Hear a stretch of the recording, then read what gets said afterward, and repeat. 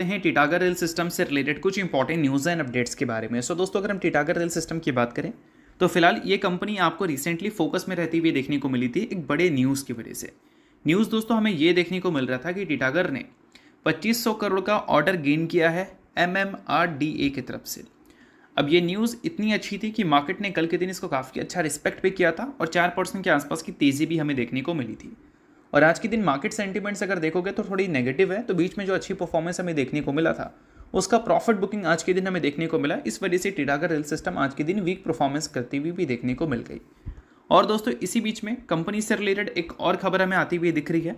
खबर यहाँ पर यह है कि टिटागर रेल सिस्टम ने रेज किया है लगभग 200 करोड़ रुपए का अमाउंट थ्रू कन्वर्टेबल वारंट, और ये जो इशू किया गया है वो प्रोमोटर को किया गया है। तो ये न्यूज़ को भी आप नोट कर सकते हैं, काफ़ी इंपॉर्टेंट है। अब देखो दोस्तों, अभी जो पीरियड चल रहा है टिटागर के लिए वो बोल सकते हैं एक कंसोलिडेशन पीरियड है, जहां पर कंपनी के रेवेन्यू ग्रो करते हुए देखने को नहीं मिल रहे हैं। कंपनी कंप्लीट कैपेक्स पे ध्यान दे रही है और इस वजह से लगातार कंपनी को फंड की ज़रूरत रहेगी, और वो कंपनी से रिलेटेड लगातार हमें सुनने को मिल भी रहा है, चाहे हम QIP के जरिए सुने या फिर कन्वर्टेबल वारंट के जरिए सुने। और दोस्तों अभी रिसेंटली जो कंपनी को टोटल ऑर्डर मिले हैं उस बेसिस पे अगर कंपनी के ऑर्डर बुक के साइज़ को देखोगे तो वो अभी के टाइम पे 26,000 करोड़ को टच कर चुका है।